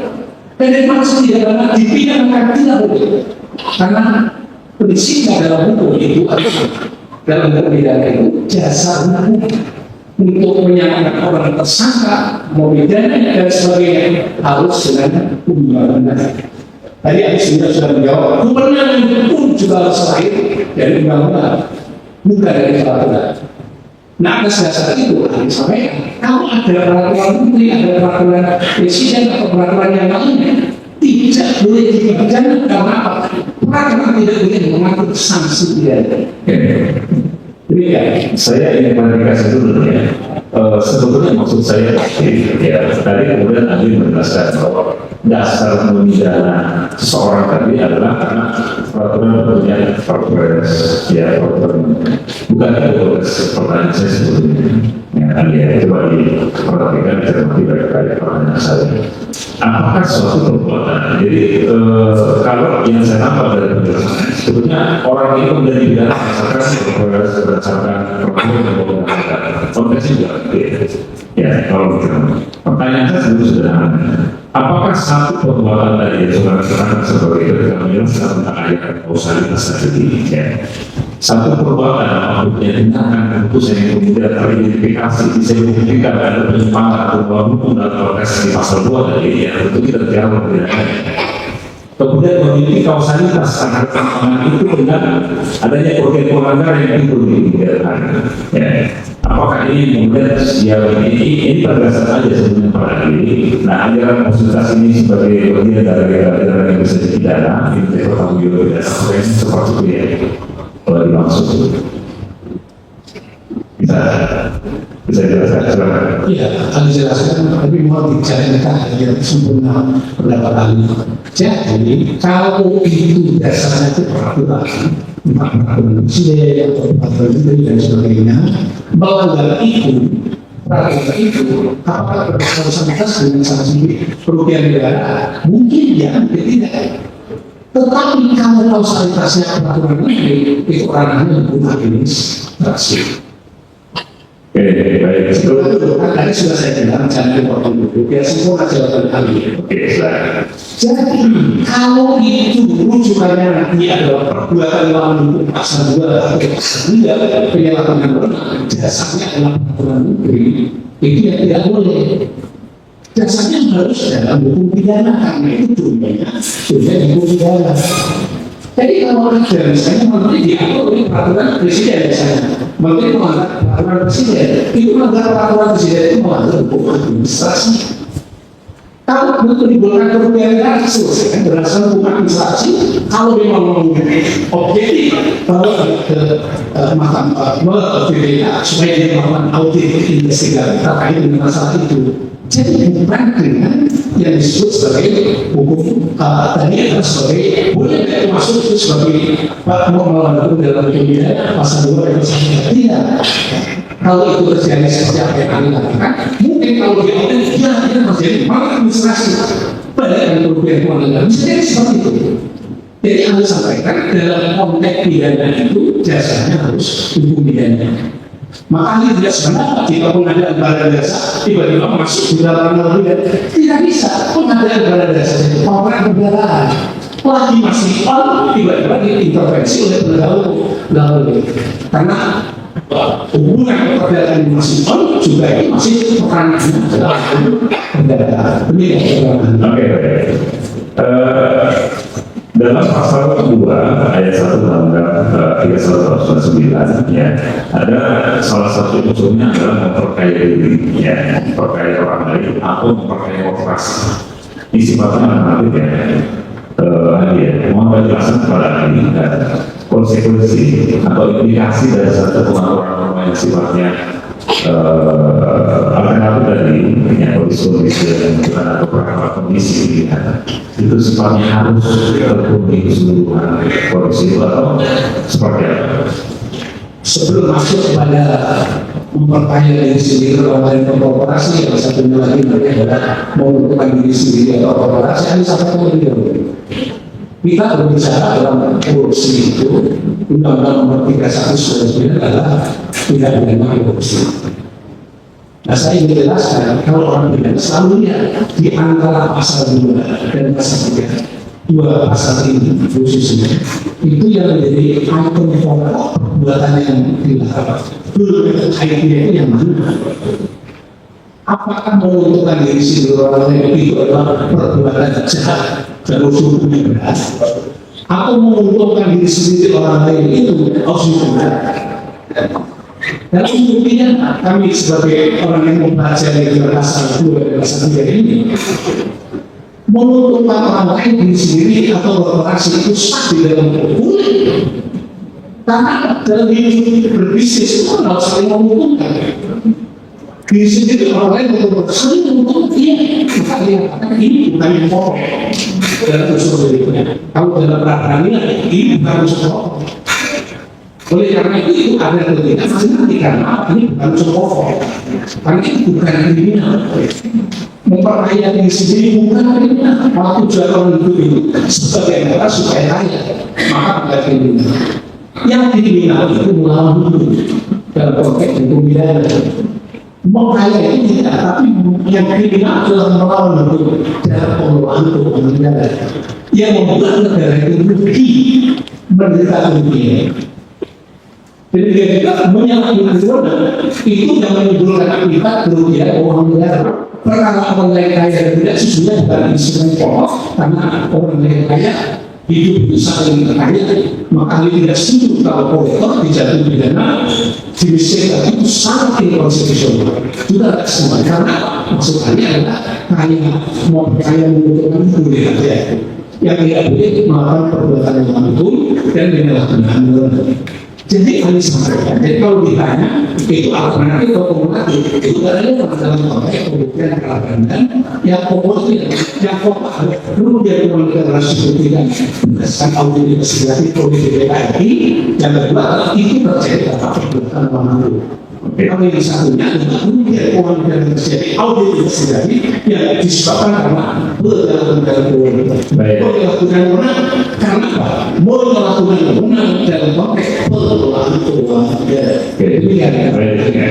Sekarang saya masuk ke hukum pidana. Tadi saudara menerangkan juga terkait menjelaskan terkait pasal 5 tadi ya, kaitannya dengan hak tersangka ketika melakukan untuk menuduhi penasihat hukum. Ya. Tadi pasal 5 ya, tadi saya sampaikan ada 3 kondisi yang diatur dalam ketentuan tersebut. Kondisi pertama adalah ancamannya promotor tadi seumur hidup tidak mati ya, atau kemudian 5 tahun atau kemudian tidak melakukan pembunuhan sendiri karena tidak mampu dan tidak kondisi. Ya.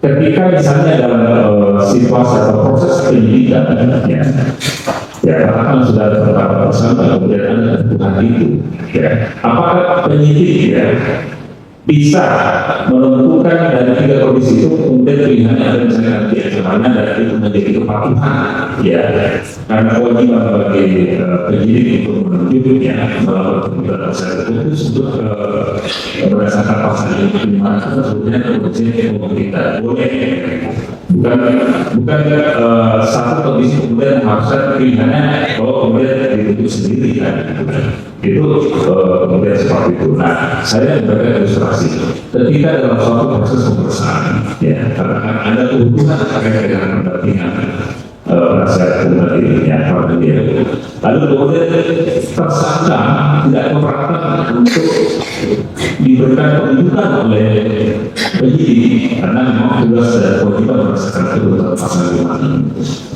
Lalu kemudian tersangka tadi yang pertama tidak keberatan, kedua tersangka belum bisa menentukan proses belum bisa menunjuknya, ada mungkin dengan kondisi itu pada tersangka ya belum bisa diberikan permintaan.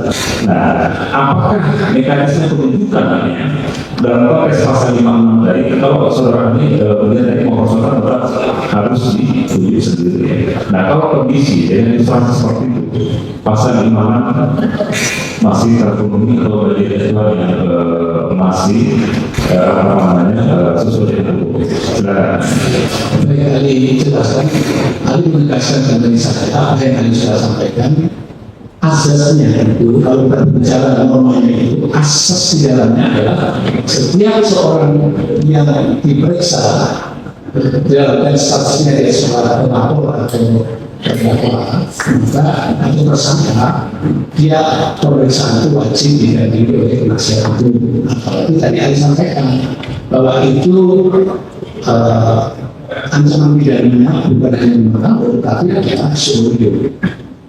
Jadi yang menjadi pertanyaannya adalah apakah pada saat sebelum ditetapkan sebagai tersangka sudah diberitahu dulu kepada yang bersangkutan bahwa Anda akan ditetapkan sebagai tersangka dan silakan Anda mengundang penasihat hukum dulu yang ada muncul sehingga diberi kesempatan waktu misalnya seminggu saya kasih waktu, 3 hari saya kasih waktu dan seterusnya. Tapi kalau dilihat sekarang saudara akan sebagai tersangka, terus kemudian Anda tidak punya penasihat, tetapi kami bantu untuk menunjuk penasihat itu. Apa seperti itu dalam penegakan hukum memaknai pasal 5? Itu benar. Ya, kalau ahli katakan itu benar, ahli pernah menyampaikan juga ketika SPDP tidak disampaikan kepada seseorang yang namanya disebut SPDP itu, maka tersebut mengatakan paling lambat seminggu harus diberitahu. Tapi kalau tidak ditetapkan lewat seminggu bagaimana? Mungkin yang sebenarnya ada perspektif pemeriksaan waktu itu. Mungkin ahli bisa fokus pada pertanyaan saja. Bukan maksudnya lagi ngomong pada ahli, tapi ada bagian dari mungkin fokus pada pertanyaan. Ini banyak oleh keluar. Mungkin ya yang sifatnya pengulangan kali mungkin di jelas seperti ya dari nanti sudah ditanya dari penasihat hukum nanti berjawab supaya berkembang kesimpulan yang kedua penugasan saja bahwa hak itu kecil. Baik, kalau itu penugasannya dari kita mohon juga Ya, baik. Saya kira pertanyaannya ya, di KUHP kan pengaturannya ketika mengatur mengenai pendampingan oleh penasihat hukum kan tadi ada dua ya, konteksnya adalah menuntut sendiri. Kemudian di KUHP juga ada pengaturan mengenai boleh kemudian setiap pejabat dan setiap pihak atau penasihat itu menunjuk. Nah, konteks penunjukan yang dilakukan oleh pejabat karena satu menurut Bapak tadi ya.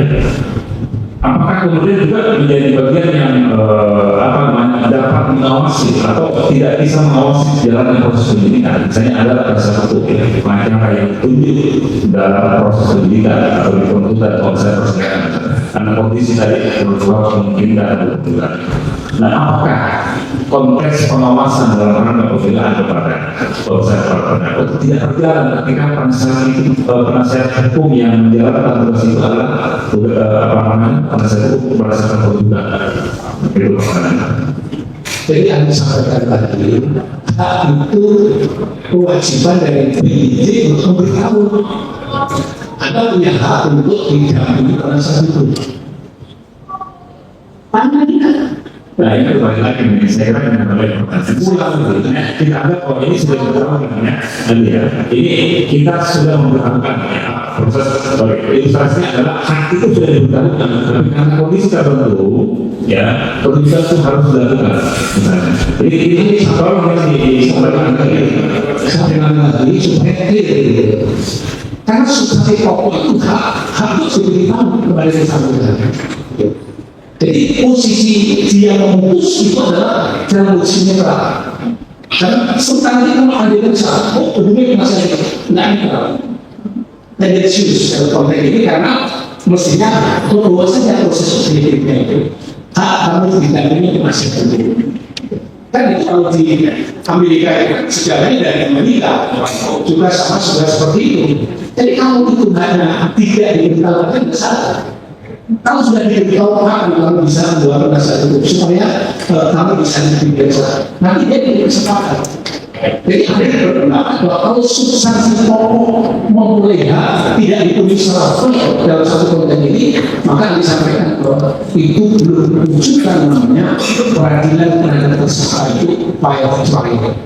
Sebenarnya saya sama pertanyaan tadi, kurang lebih pertanyaan kalau seandainya tadi bahwa ketika itu ditawarkan kepada tersangka dan tidak keberatan terhadap yang ditawarkan tersebut, dapat ahli bagaimana? Kalau begitu, ya ahli tadi sampaikan bahwa penawaran itu posisinya bagaimana? Jadi kalau kamu yang diperiksa sebagai tersangka, itu kan harus ada penasihat hukum. Fair atau tidak kamu yang begitu? Artinya tidak fair. Beri kesempatan ya kamu saya akan periksa 3 kali lagi sebagai tersangka. Silakan ada bawa prinsip ini. Ya pasti akan Satu pertanyaan lagi yang itulah jawabannya. ya, satu pertanyaan lagi kaitan dengan beberapa tersangka ya. Nah, tadi ahli sebelumnya sudah menjelaskan kalau tersangka cuma 2 bukti betul ya, 2 bukti berdasarkan 184 UU dan pasal tentang tadi kaitannya dengan bukti elektronik dari undang-undang ada pasal ya. Minimal 2 alat bukti, kemudian penetapan tersangka itu bisa dilakukan dan itu yang sebetulnya yang putusan kita juga sudah ditentukan. Ketika 2 alat bukti tadi yang 184 elektronik tadi maka sebetulnya ketika kejadian ini menentukan ada transaksi ya kira-kira 184 ya. Ini kaitannya dengan penetapan tersangka yang tadi ahli jelaskan bahwa ini harus meyakini, ya, harus membuktikan bahwa ada peristiwa pidana termasuk ada kerugian pelanggaran, ya kan seperti itu ya. Nah sekarang kewenangan dalam mengumumkan penetapan tersangka itu apa jelas ya di penetapan penyidik ya, kewenangan penyidik ya itu tadi. Oke, cermat pernyataan saya terkait dengan pertanyaan yang itu. Oke, kewenangan menentukan atau menetapkan pasangan adalah diri berdasarkan 2 alat bukti, 2 alat bukti menurut 184 dan elektronik tadi. Nah, kemudian ketika apakah ya sama dengan alat dua alat bukti tadi, ya. Dua alat bukti tadi. Kemudian disampaikan kaitannya dengan pandangan misalnya dari tersangka sendiri bahwa itu menurut tersangka atau penasihat hukumnya ini bukan pidana. Pertanyaan saya menguji bahwa terjadi tindak pidana, terbuktinya bahwa akan menjadi itu tidak pidana, itu masuk ranah pemeriksaan bahwa perkara. Ada sampaikan tadi sebenarnya bahwa apakah kalau memeriksa dua alat bukti itu masuk perkara pokok pidana atau tidak? Tadi Andi sudah diskusinya. Peradilan itu inkonstitusional kalau dia tidak memeriksa dua tersangka. Yang kedua, kalau menetapkan tersangka sebagaimana dua alat bukti. Dua alat bukti yang bagaimana? Alat bukti yang tadi keabsahannya, jenisnya, kewenangannya, proses perolehannya, kewenangannya, jangan memiliki kekuatan pembuktian di dalam perkara pidana. Jadi dengan ini maka yang bisa lihat sejujurnya sebenarnya termohon tidak membawa dua alat bukti saja di hadapan yang mulia, nanti dianggap menilai alat bukti itu bisa membuktikan unsur tidak pidana atau tidak, dan bisa membuktikan unsur pidana atau tidak. Kalau bisa unsur yang mana bisa dibuktikan itu. Sebenarnya tapi kalau tadi dikatakan bahwa orang mati karena dia adalah penjelasan visum et repertum yang dibuat oleh kedua polisi yang memeriksa jenazah. Jadi mungkin yang mulia hakim juga akan memeriksa, oh iya ada ini, iya ada ini, iya objektif. Tapi kalau pertanyaannya itu adalah sesuatu yang menuju kepada auditor adalah alat bukti. Tidak, itu alat bukti itu sesuatu berbeda. Bukan alat bukti terkait dengan perkara tidak. Jadi ahli berpendapat bahwa dengan alat bukti itu namanya proses pembuktian. Apa maksud perkara? Tidak. Karena menguji keabsahan suatu alat bukti itu tidak masuk perkara. Tapi kalau itu ditolak itu misalnya saya mengajukan bukti itu nggak mau ya, sebut saja termohon nggak mau misalnya begitu, berarti termohon tidak bisa membuktikan dua alat bukti yang dipakai untuk menetapkan terjadinya perbuatan pidana atau menetapkan seorang sebagai pelaku tidak pidana. Tapi kalau bisa membuktikan serahkan pada yang mulia. Objektif yang mulia. Nanti penonton jika perlu ada ahli yang mulia itu bisa membuktikan atau tidak. Untuk apa dirinya proses itu, sehingga tidak menghalangi penyidik itu dengan putusan Mahkamah Konstitusi. Karena menurut kami putusan Mahkamah Konstitusi khusus mengenai pemeriksaan tersangka itu luar biasa merupakan sistem hukum nasional Indonesia. Demikian Kami yang bertanya maksudnya yang pertanyaan dari baik pemohon tadi maupun dari termohon karena masalah ini dia yang harus dinilai dari dia karena yang sekarang tadi karena isinya bukan menyangkut masalah korupsi, masalah pencurian contohnya itu tidak bisa serta-merta kita terima. Ini sudah ada keterangan surat kan itu ya. Tapi untuk menentukan benar tidaknya apa yang diterangkan itu dalam berita acara pemeriksaan saksi kewenangan pra atau perkara. Kalau itu begitulah intinya. Benar tidaknya apa yang diterangkan oleh saksi dalam berita acaranya. Baik, ahli sampaikan begini. Kalau ahli prinsipnya pembuktian itu, kan bukti-bukti nggak bisa menjadi pembuktian. Kalau sebut saja, apakah saksi bisa? Jadi keterangan saksi sebagai apa? Kalau keterangan saksi kaitannya dengan pemeriksaan tersangka, pemeriksaan saksi adalah pemeriksaan tersangka. Salah. Karena teorinya, buktinya adalah saksi itu menerangkan terhadap perbuatan orang lain, menyaksikan perbuatan orang lain. Kalau pemeriksaan kalau tersangka menjelaskan perbuatan sendiri yang dilakukan. Ini juga aku ya, mereka lagi lahir di Mahkamah Konstitusi. Saya potong lagi, Pak. Tadi maksudnya itu bukan keterangan saksi seperti misalnya. Alat bukti 184 karena ada disebutkan di sini keterangan saksi, gitu kan?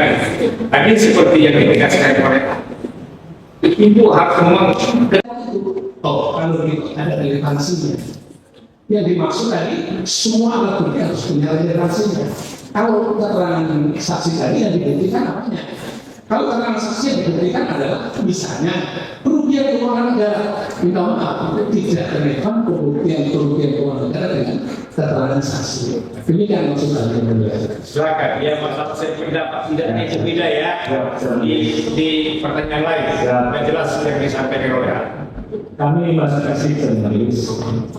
Saya tertarik pada penjelasan ahli terkait dengan pasal 56 KUHP. Ini kami mengilustrasikan pada seandainya pada saat itu tidak ada penunjukan oleh penyidik untuk mendampingi si tersangka ini, apakah berkas ataupun pemeriksaan tersebut berlanjut atau tidak? Mohon pencerahan dari ahli terkait dengan pasal 56 itu adalah wajib, apakah dalam kondisi menolak atau ditunduk? Mohon penjelasan. Baik, kami jelaskan. Kalau itu seperti itu, kalau itu tidak begitu, itu tidak ada yang pendidikan itu. Kalau misalnya itu nggak sampai kamunya, punya penasihat hukum gitu. Jadi sederhana aja dalam ini. Soalnya kalau nggak bisa dari itu, hancur pun kalian nggak. Tidak, kalau misalnya nggak bisa diperiksa dari itu, ya tinggal besok ya kamu siap datang ada menggunakan ini. Ini bukan penasihat hukum misalnya. Maksudnya kan seperti itu aja.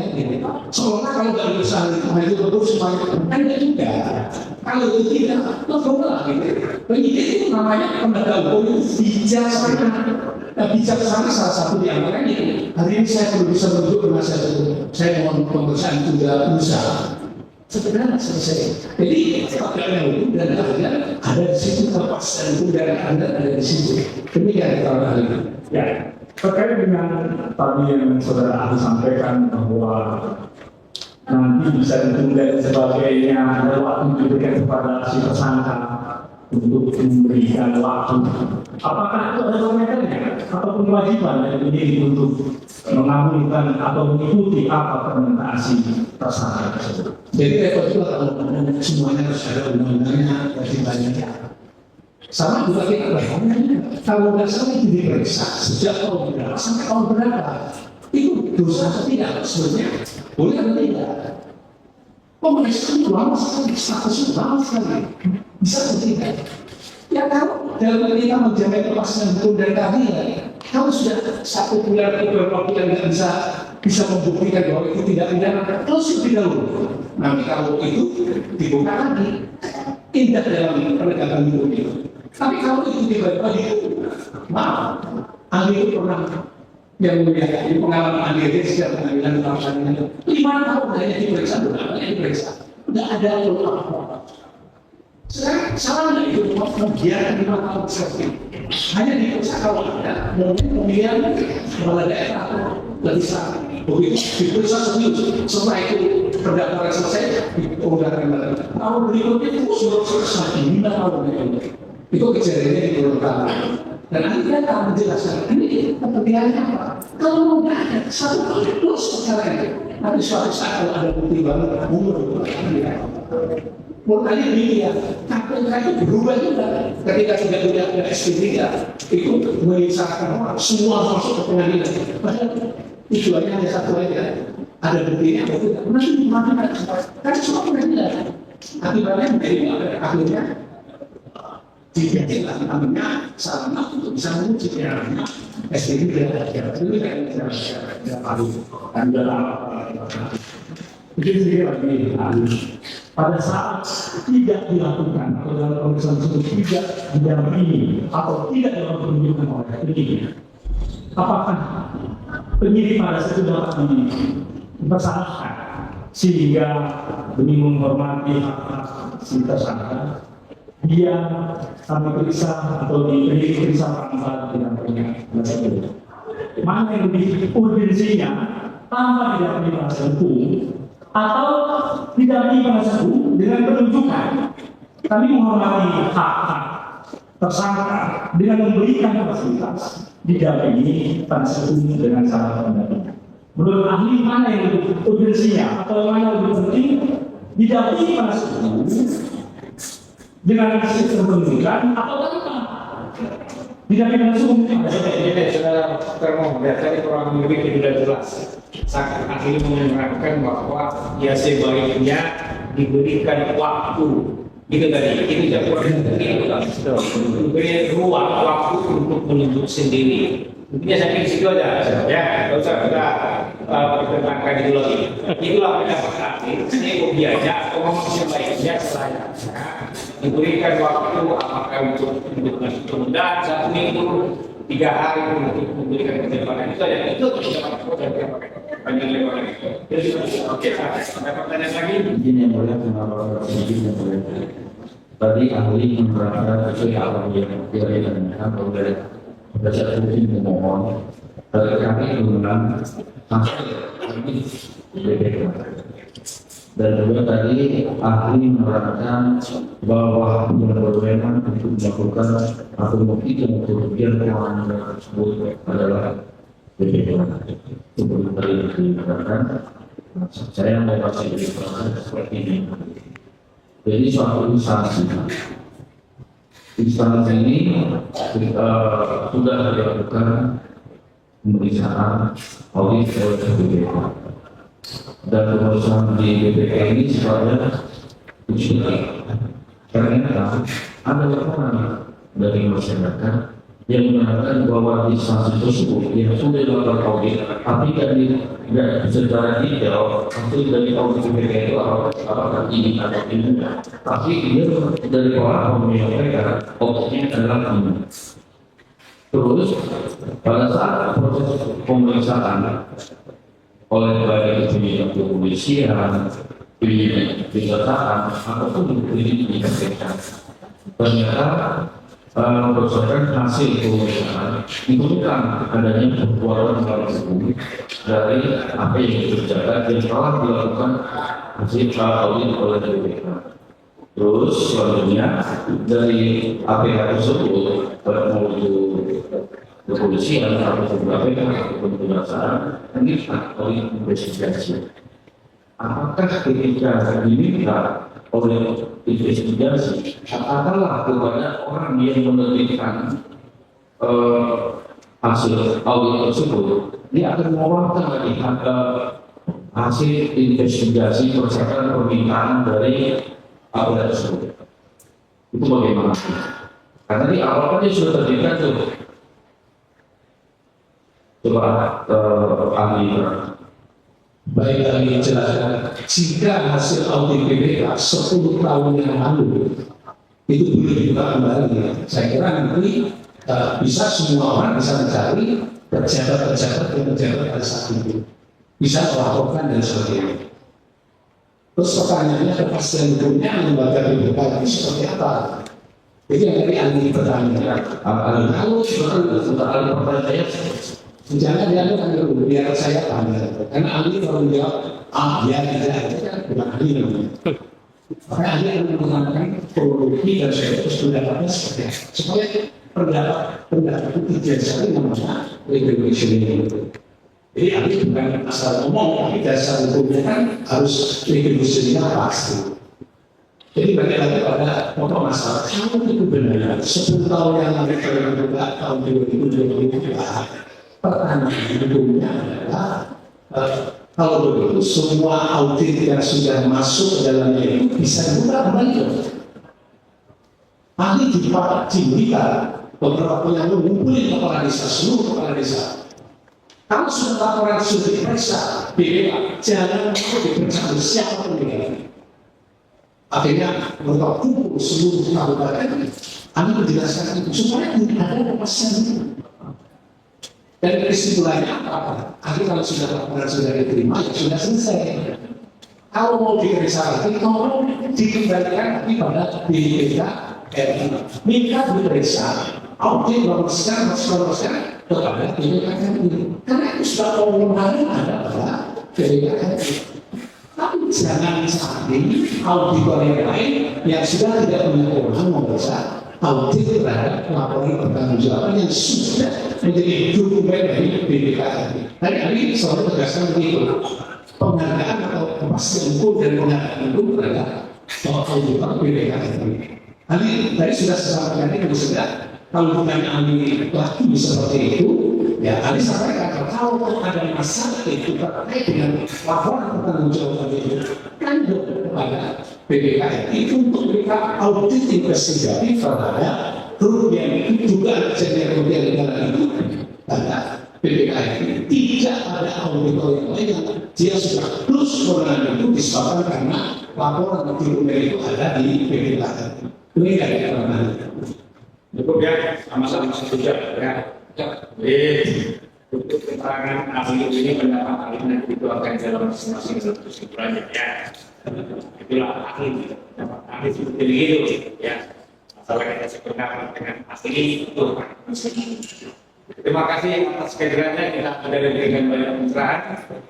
Dan Pak Amir Effendi. Mungkin saya ini berbentuk solusi ada. Ini boleh kami tolong ya. Terima kasih atas kehadirannya.